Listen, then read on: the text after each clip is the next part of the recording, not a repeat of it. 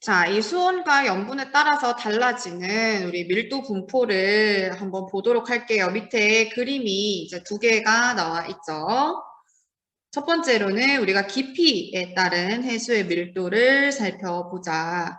앞에서 우리가 연직 수온 분포에 대한 내용 공부할 때 수심이 깊어짐에 따라서 이 해수의 수온이 어떻게 달라지는지 배웠었죠. 깊이에 따라서 수온이 달라지기 때문에 대체적으로는 수온이 감소한다라고 했죠. 물론 혼합층, 수온약층, 심해층에 따라 차이는 있었지만 이렇게 수온이 낮아지니까 결국 밀도도 바뀌게 된다. 지금 이 그래프를 보면 세로축이 깊이고요. 아래로 갈수록 수심이 깊어지고 있음을 볼 수 있고 가로축의 값이 밀도입니다. 밀도의 단위는 우리가 부피분의 질량, 여기서는 그램 퍼 세제곱센티미터로 나타내고 있죠. 오른쪽으로 갈수록 밀도 값이 커지고 있다라는 거 일단 기본 세팅을 볼 수 있고 지금 아래쪽에는 역시 수온을 나타내고 있습니다. 수온도 우리가 오른쪽으로 갈수록 값이 커지고 있다. 그래서 이 수온 깊이에 따른 수온 변화와 밀도 변화를 같이 나타낸 그래프인데 지금 빨간색 선으로 수온 분포가 나타나고 있고 파란색 선으로 밀도 분포가 나타나고 있죠. 그래프 볼 수 있겠죠?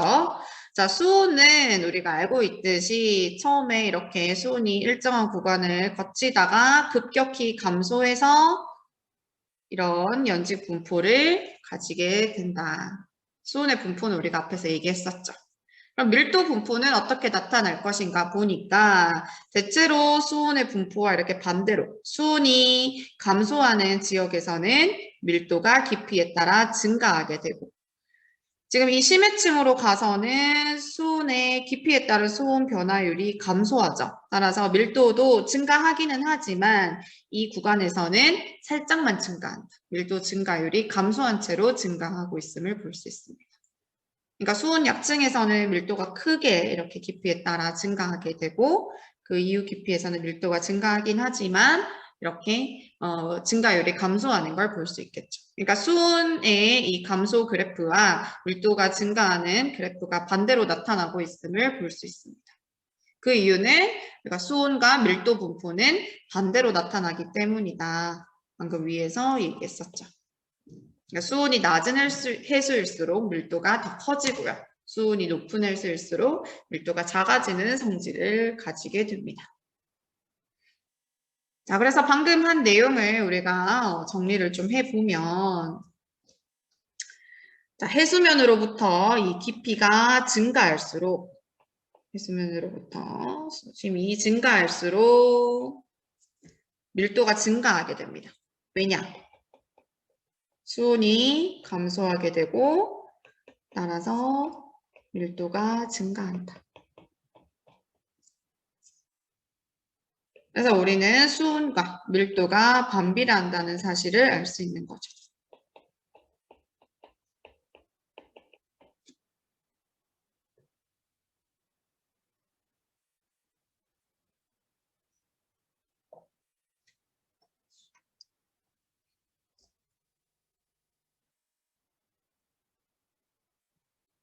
자, 그렇기 때문에 이 수온이 급격하게 감소하는 이 구간, 우리 뭐라고 부른다고 했지? 2층을 수온 약층. 약층. 네, 맞아요. 수온 약층. 수온 약층은 수온이 깊이가 변함에 따라 수온이 가장 크게 감소하는 층이니까 반대로 밀도는 크게 증가하는 이 층이 되겠죠.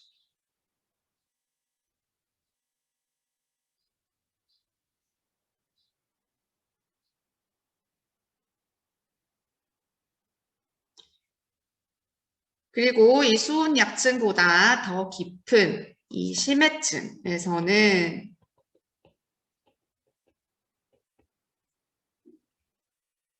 수온이 일정하지는 않지만 우리 이 수온의 변화율이 감소하기 때문에 밀도도 그만큼 덜 증가하게 된다. 이 수온 약층 구간일 때보다는. 그래서 수온이나 밀도가 이 심해층에서는 거의 일정하게 나타난다.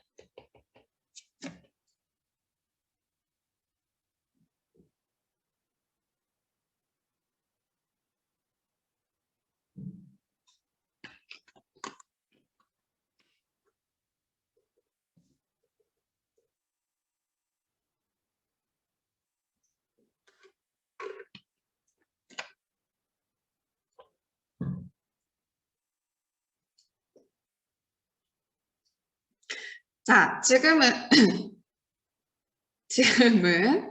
아니, 쌤 방금 먹은 게 이게 레몬을 탄 물이거든?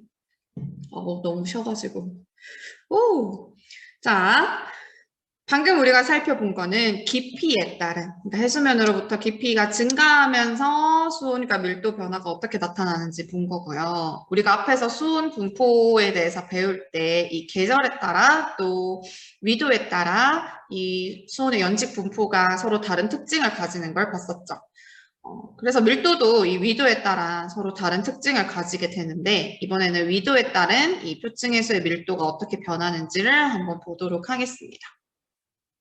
이번에는 이제 가로축에 위도가 나타나 있고요. 가운데가 위도 0도인 적도, 오른쪽으로 가면 이제 북반구 고위도로 가게 되고 왼쪽으로 가면 남반구 고위도로 가게 되고요. 가로축에 지금 세로축에는 두 개의 값을 나타내고 있죠. 밀도와 수온 이렇게 나타내고 있습니다. 이 하나에 이제 두 개 값이 나오는 거 자꾸 보니까 어렵진 않죠. 일부러 하나씩 축부터 선생님이 설명을 해주고 있어요. 어렵지 않게. 자, 수온의 분포는 우리가 이 태양 복사 에너지를 많이 받는 저위도일수록 수온이 높게 나타나고 고위도로 가면서 수온이 감소하고 있음을 알 수 있죠. 그러면 우리가 수온과 밀도는 반비례하기 때문에 이렇게 수온이 높은 지역에서는 밀도 값이 작게 나타날 것이고 수온이 낮아지는 고위도로 갈수록 밀도가 커질 것이다 라는 걸 알 수 있는데 지금 여기 이 북반구 고위도 부분에서 보면 원래 같으면 우리가 수온의 영향만 고려한다면 이렇게 밀도가 수온이 낮아짐에 따라 밀도가 증가하듯이 그래프가 나타나야 되는데 그렇지 않고 이 고위도 부분에서 밀도가 같이 감소하고 있는 것을 볼 수 있죠. 자, 이 부분은 왜 그럴까? 왜 이렇게 북반구 고위도에서는 밀도가 수온이 감소함에도 불구하고 해수의 밀도가 커지는 게 아니라 작아지게 될까? 바로 우리가 이 밀도는 수온뿐만 아니라 염분의 영향도 받기 때문이죠. 이 지금 북반구에서 이 60도 이상, 위도 60도 이상의 고위도 지역에서는 어떤 일이 일어나고 있느냐. 상인 지역에서 우리 앞에서 배웠듯이 지구온난화의 영향으로 빙하가 녹고 있죠. 그걸 우리가 해빙이라고 부른다고 했습니다.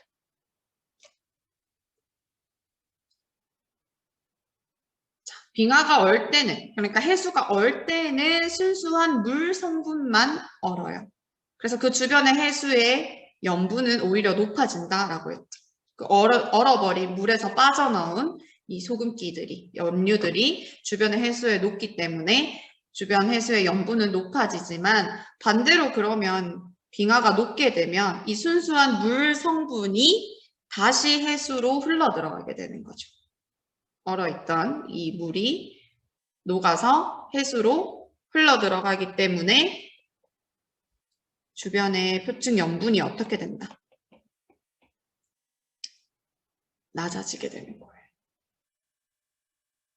수온은 우리가 낮아지면 밀도가 커지게 되지만 염분은 낮아지면 밀도도 같이 낮아지게 됩니다.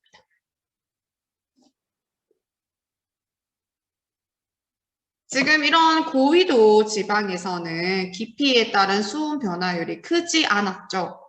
그리고 위도에 따라서도 이 심해층은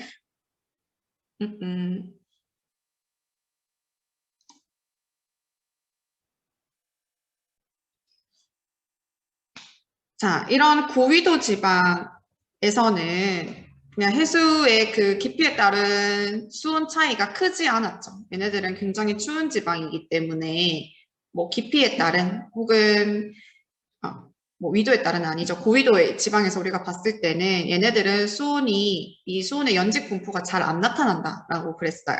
얘네들은 그래서 이때는 수온의 영향보다는 우리가 염분의 영향을 상대적으로 받게 됩니다. 따라서 이렇게 염분이 감소하는 영향을 받아서 밀도가 감소하는, 그러니까 수온 그래프와는 완전히 일치하지 않게 이렇게 밀도의 분포가 나타나는 지역도 있다라는 거. 그러니까 대체적으로는 우리가 수온과 이 밀도의 분포를 같이 생각할 수 있지만 반비례 하는 거를 예외적으로 염분의 영향을 크게 받는 지역들도 나타난다. 네, 이 적도지방 같은 경우는 우리가 앞에서 여기 그래프에서 봤듯이 적도지방 같은 경우는 수온도 높죠. 태양 복사 에너지를 많이 받는 지역으로 수온도 높고 얘네들은 강수량도 많은 지역이다. 기억나요? 이 적도 저압대 부근에서 상승 기류가 발생하면서 얘네들은 비가 많이 오는 지역이라고 했었죠. 수온도 높고 강수량이 많아서 염분도 낮아요.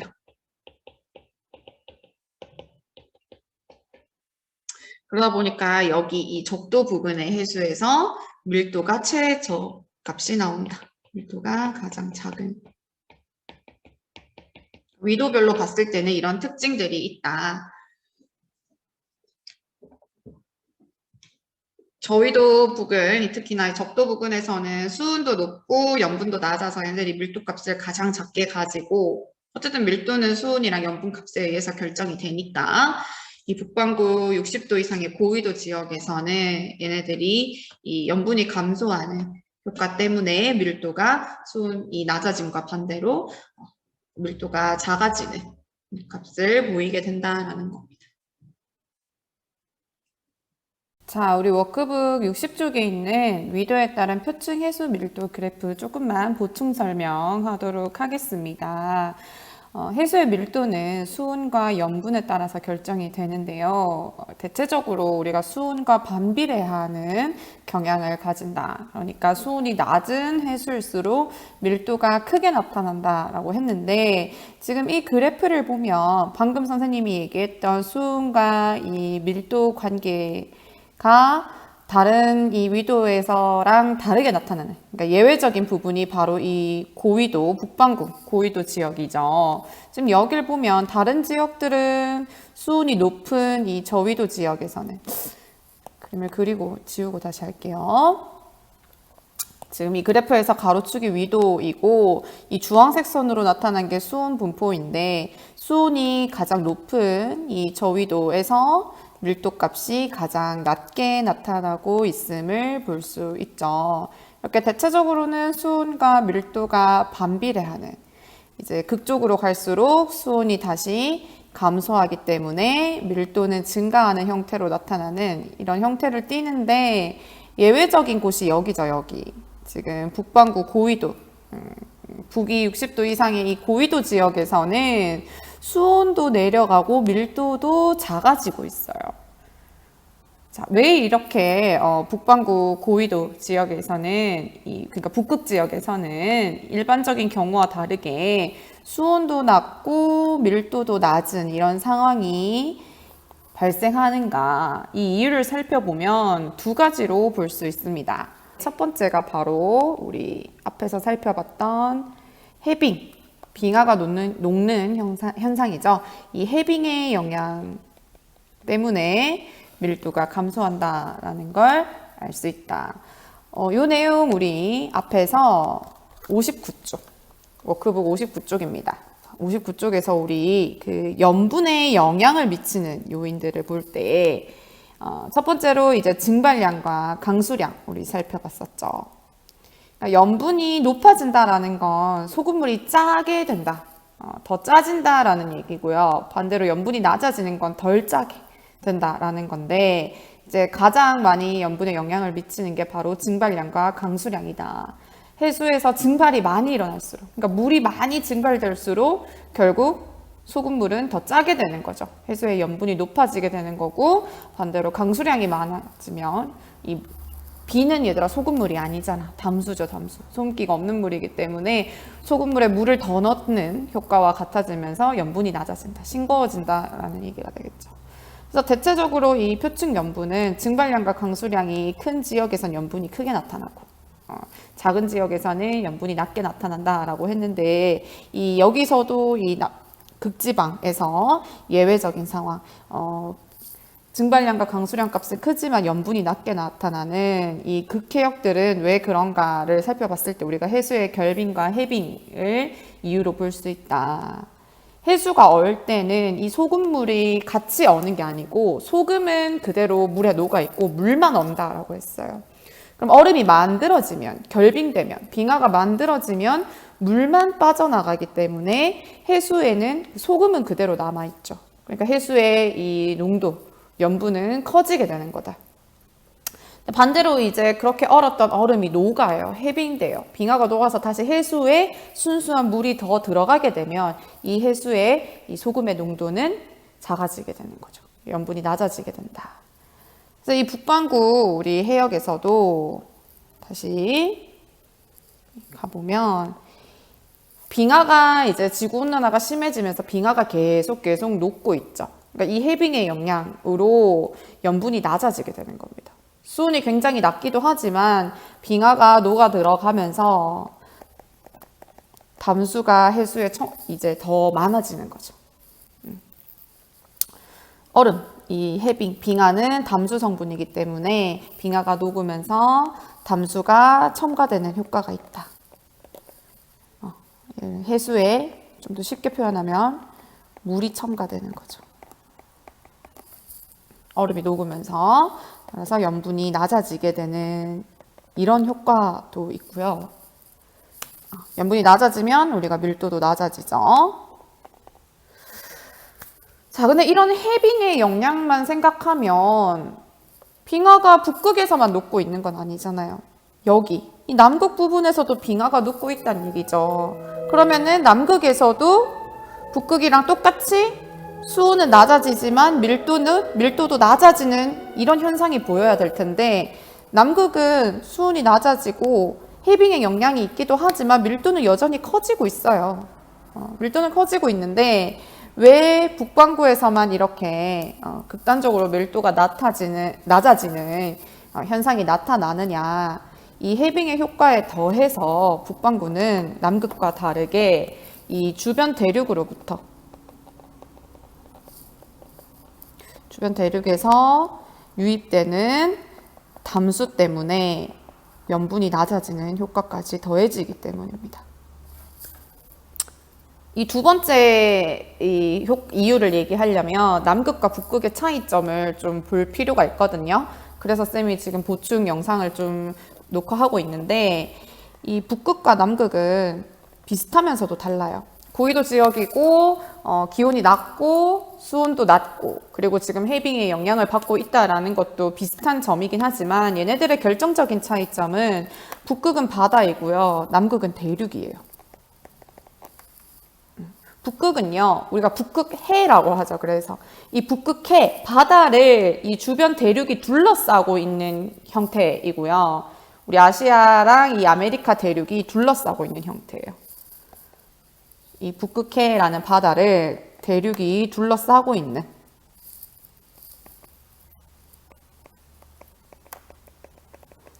그런 지역이 북극이고요. 남극은 대륙이에요. 땅이에요. 대륙이 굉장히 넓어요. 우리 한반도의 한 60배 정도의 이런 대륙 땅덩어리가 남극인데 그 위에 얼음 덩어리가 덮고 있는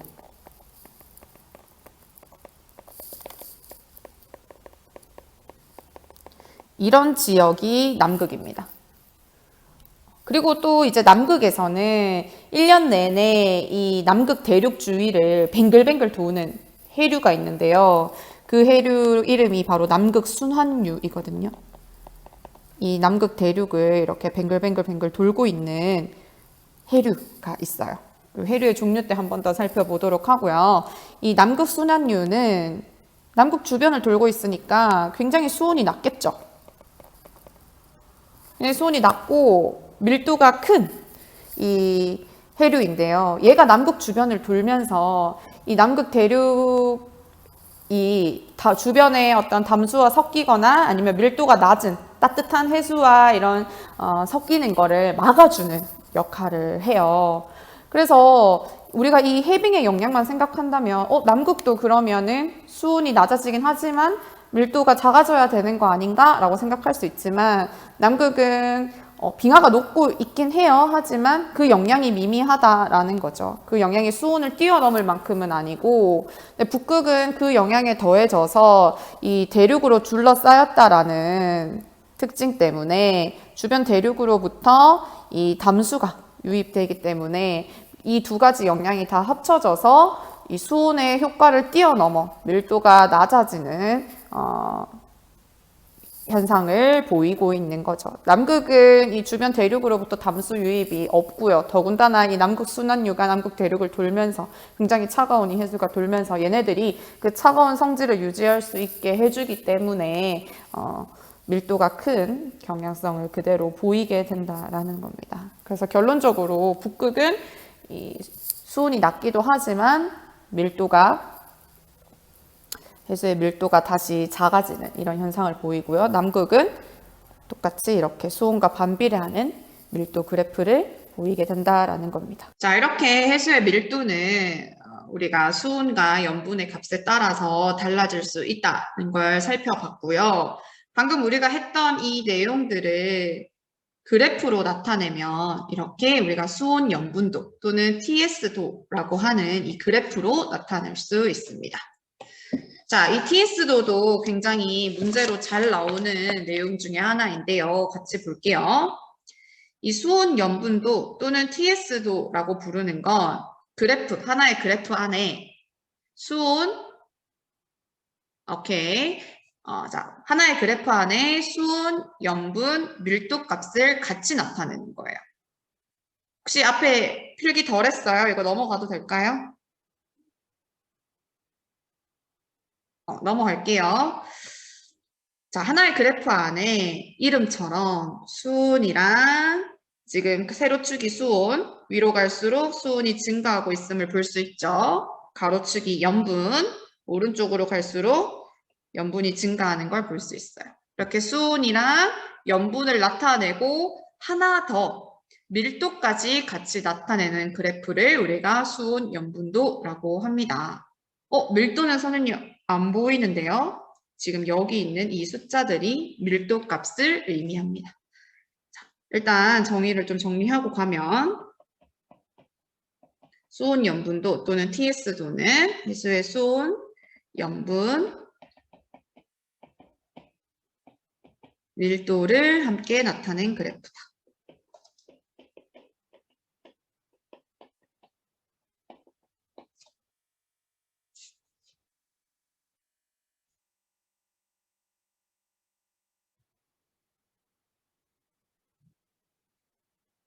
얘들아 졸지 마. 손을 움직여.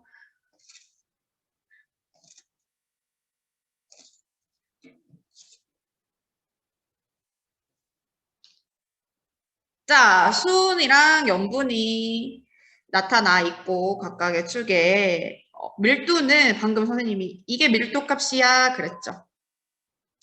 자, 수온과 염분에 따라서 밀도가 결정된다라고 했습니다. 그러니까 우리가 어떤 해수를 가지고 와서 얘 수온과 염분을 측정해 봤더니 지금 제일 잘 보이는 우리 B부터 해볼까요? 자, 순서대로 한번 해보자. 자, 지금 A, B, C 얘네들은요 각각의 해수 덩어리를 표시를 해 둔 거예요. 자, A는 수온이 얼마 정도 되나요? A는 지금 그래프상에서 수온이 0도 정도 되네요.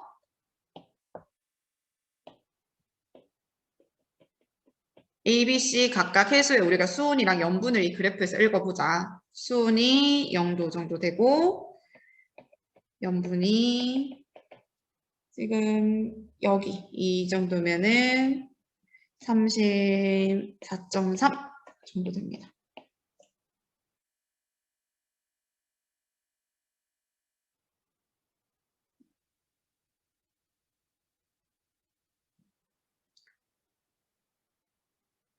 자, B는요, 보면은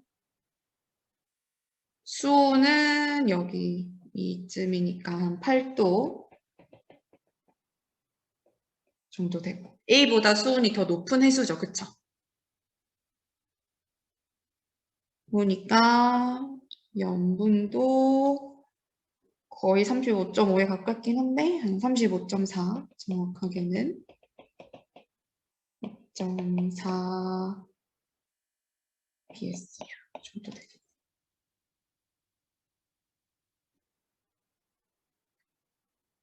자, 일단 C도 먼저 분석해보면 C는 수온이 가장 높아요. 수온이 높고 근데 염분은 보니까 B랑 같은 값을 가지네요. C는 지금 수온은 어느 정도 되니? 15도 정도 되나요? 또 근데 염분이 B랑 같죠.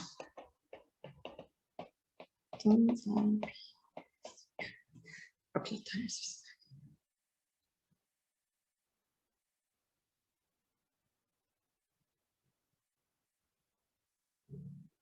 자, 그런데 우리가 이렇게 해수의 수온과 염분을 알면 알 수 있는 값. 오늘 수업한 게 밀도였죠. 이 수온과 염분을 가지고 밀도를 계산해서 밀도 값을 표시한 선이 이 선인데 이 밀도가 같은 지점들을 연결했다라고 해서 이 선을 뭐라고 부르냐면 우리가 여기 나와 있죠? 등밀도선이라고 부릅니다. 그러니까 지금 여기 나와 있는 숫자가 밀도야. 1.0265. 밀도가 1.0265인 해수들은요. 이 선상에 위치할 거야. 밀도가 1.0275인 해수들은 이 선상에 위치할 거예요. 지금 보니까 해수 A와 B는 수온과 염분 값은 각각 다르죠. 그쵸? 그런데 이 둘의 밀도는 어떻다? 얘네들이 등 밀도 선상에 있으니까 같다. 밀도는 같다라는 걸 알 수 있는 거죠. 쌤, 수온이랑 염분이 다른데 어떻게 밀도가 같아요? 자, A랑 B를 한번 살펴보면 수온은, 자, B를 보면 지금 A보다 수온은 높아요. 8도나 더 높죠. 그쵸? 근데 염분은 낮아요. 염분이 낮대. 염분도 높죠. 수온과 염분이 지금 다 높은 걸 볼 수 있는데 우리가 수온 같은 경우는 밀도와 반비례하는 경향을 보인다라고 했죠. 근데 염분도 얘가 지금 높기 때문에 결국 A랑 B는 수온과 염분 값이 다 다르지만 얘네들은 밀도가 같은 이 등 밀도선 상에 A랑 B가 나타나게 되는 거예요.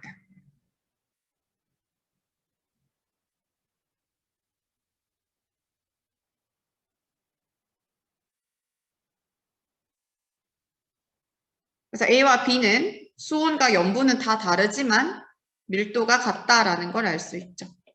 밀도가 같은 해수이다.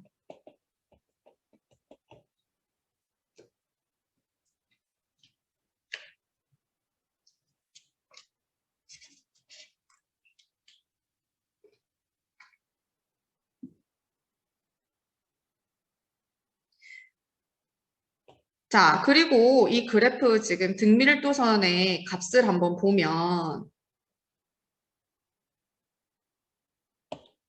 지금 가장 위에 있는 이 등밀도선 값이 나와 있는 것 중에 가장 위에 있는 이 등밀도선의 값이 1.0245이고요. 그 아래쪽에 있는 등밀도선의 값이 1.0250.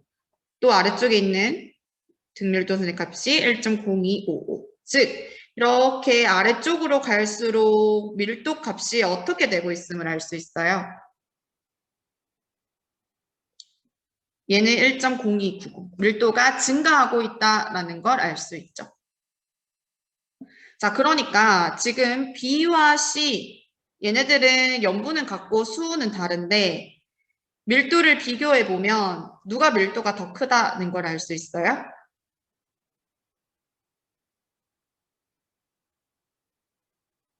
얘죠, 얘. 자, 염분은 같으니까 B랑 C만 이번에 비교를 해보면 B, C만 비교를 해보면 염분은 같으니까 염분이 밀도에 영향을 주는 건 우리가 생각하지 않아도 되겠죠. 그러면 우리가 앞에서 배웠던 내용을 생각해보면 수온이 낮은 애가 반대로 밀도는 더 클 것이다. 진짜 그런가? 하고 확인을 해보니까 지금 이 B가 속해 있는 등밀도 선상의 값이 더 크죠. B가 밀도가 크다라는 것을 알 수 있겠죠. 자, 이렇게 우리가 TS도의 수온과 염분 그리고 밀도의 값을 같이 표현을 할 수 있는데 넘어가기 전에 이거 하나만 더 정리하고 봅시다. 등밀도선. 이 등밀도선은 우리가 밀도가 같은 지점을 연결한 선.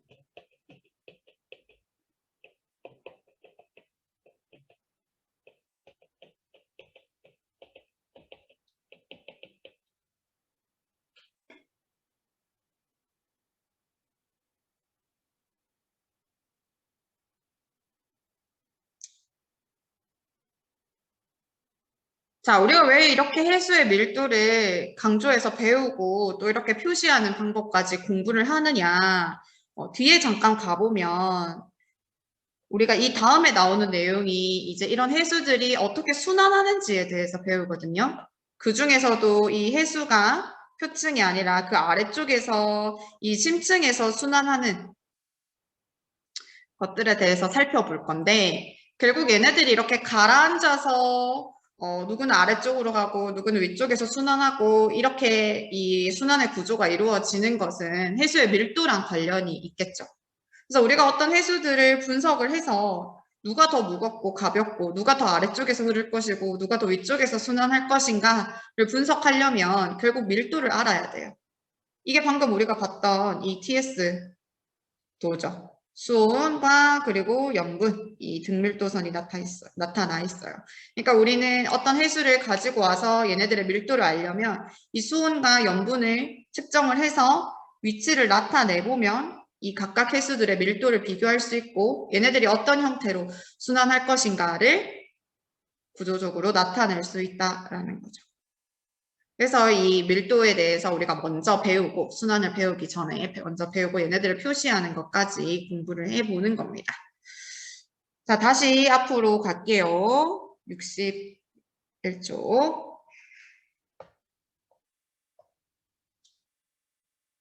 자, 이제 마지막으로 나오는 내용은 원래 오늘 끝까지 하려고 했는데 못할 수도 있겠네. 일단 요거 용존 산소량까지는 좀 합시다. 잠깐만.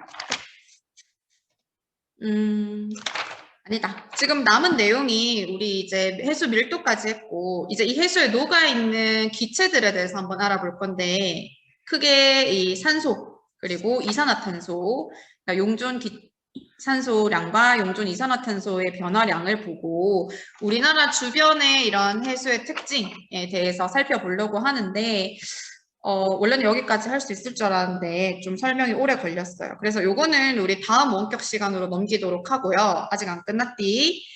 자, 오늘 배웠던 내용이랑 관련되는 문제 요거 한번 보고 우리 끝내도록 하겠습니다.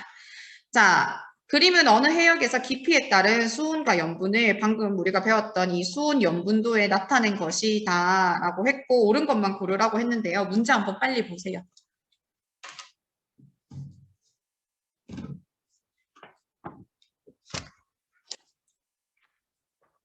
자, 이게 이제 수온 염분도인 거는 눈에 들어오죠? 자, 지금 세로축이 수온, 가로축이 염분, 이 점선이 그럼 뭘까, 얘들아? 앞에서 얘기했던 밀도가 같은 지점을 연결한 등밀도선이 되겠죠. 그러니까 밀도 값이 이렇게 아래쪽으로 이 아래쪽으로 간다는 것 자체가 얘들아 수온은 낮아지고 염분은 커지고, 그쵸? 자, 이렇게 밀도가 커지고 있다라는 걸 볼 수 있다. 기억 A 구간은 홍합층이다. 자, 요거는 보면요, 얘들아. 깊이에 따른 수온과 염분을 나타냈다라고 문제에서 단서를 줬죠. 그런데 여기가 지금 시작점이야. 해수면. 해수면. 얘가 지금 이제 이 아래로 깊이가 여기가 500m 지점, 1000m 지점, 1500m 지점, 2000m 지점. 이렇게 깊어지면서 수온이랑 염분이 이렇게 변했다라는 걸 나타내고 있다. 그 말이에요. 자, 그런데 A 구간이 혼합층이냐라고 물었어요. 맞아요? 틀려요? 자, 혼합층은 혼합작용, 바람의 혼합작용으로 인해서 수온이 잘 안 변하는 층이라고 했었죠. 근데 지금 우리 세로축 값이 수온을 나타내고 있는데 이 A 구간을 보면 수온이 감소하고 있잖아요. 여기는 지금 수온이랑 염분이 같이 이렇게 감소하고 있죠. 그러니까 혼합층은 어쨌든 아니겠네. 그럼 어디에 속할까? 수온약층? 그렇죠. 수온 변화가 지금 보면 굉장히 이 깊이에 따라 크게 일어나고 있는 것을 봐서 이 구간이 바로 수온 약층임을 알 수 있죠.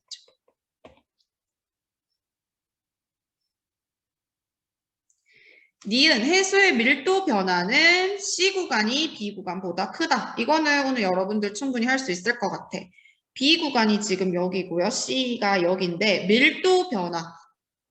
B가 더 커요? C가 더 커요?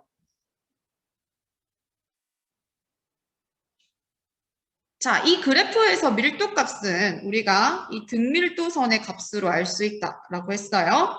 그리고 지금 이렇게 오른쪽 아래로 갈수록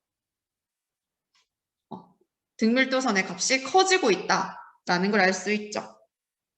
그쵸? 여기 이 값들을 보면. 자, 그런데 B 구간은 지금 다 얘네들 보면은 다 500m씩 잘라놨어. B는 지금 이렇게 깊어질수록 밀도값이 증가한다는 걸 알 수 있고 C도 보면은 증가하기는 하는데 얘들아 변화량을 보면 B는 500m 동안 이만큼 밀도가 변했고요. C는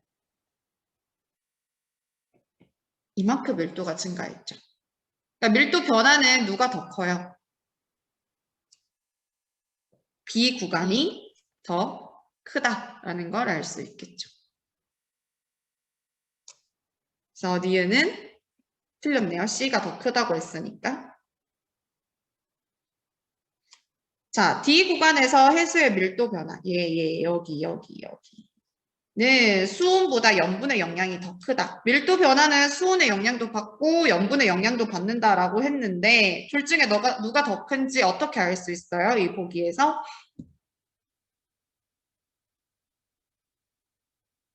지금 D는요, 이렇게 밀도 변화가 거의 수평적으로 나타나죠. 밀도는 변하긴 해요. 여기서는 등밀도선이 이거고 이 500m 지나서는 등밀도선이 여기 1.027에 해당되니까 밀도가 증가하기는 했는데 이렇게 변화를 나타낸 선이 수평으로 나타난다는 건 누가 안 변했다는 거야 지금. 수온이 일정했다라는 거죠. 수온이 일정함에도 불구하고 밀도가 변하고 있다, 커졌다라는 거는 염분의 영향을 받고 있다라는 얘기니까 디귿은 맞는 얘기가 되겠죠. 정답은 3번. 그러니까 우리가 오늘 배웠던 밀도의 개념 그리고 이 TS도가 앞에서 우리가 배웠던 수온의 연직 분포까지 포함해서 이런 식으로 하나의 그림에서도 표현될 수 있다라는 거. 자, 혹시 문제 질문 있나요?